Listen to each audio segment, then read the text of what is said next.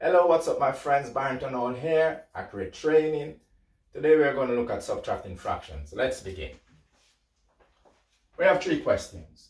The first one, the denominators are common. The second one are improper fractions with uncommon denominators. And the third one, mixed fractions. Let's look at the first one. The denominators are common, so we keep the denominator in our answer, 17 in this case, and subtract the numerators. 13 minus 6, 7. Answer, 7 over 17. This one, the denominators are uncommon, so what we can do is make an equivalent fraction of one of these improper fractions by multiplying the numerator here by 2 and the denominator here by 2 and rewrite the question.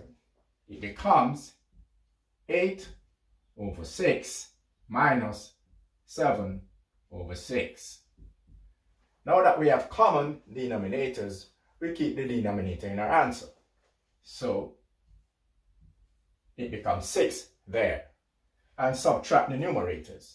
8 minus 7 equals to 1. Your answer, 1/6.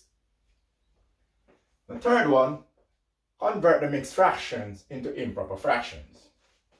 3 times 6 is 18 and 2 is 20 over 3 minus 5 5 is 25 and 1, 26 over 5. The denominators are uncommon. We need to make them common. So what we can do is make equivalent fractions of these improper fractions by multiplying this one, the numerator, by 5 and the denominator by 5, and this one, the numerator, by 3 and the denominator by 3. Now we can rewrite the question.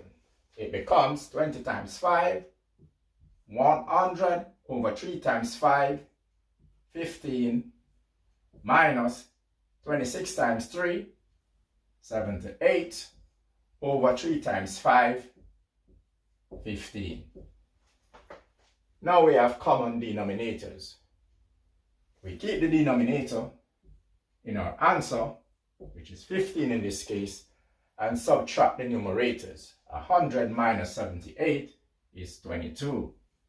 Your answer as an improper fraction is 22 over 15. As a mixed fraction, it is 15 into 22 goes one time and leave you with a remainder of 7 over 15. Your answer as a mixed fraction is 1 and 7/15. That's it for today, folks. You take care. Goodbye.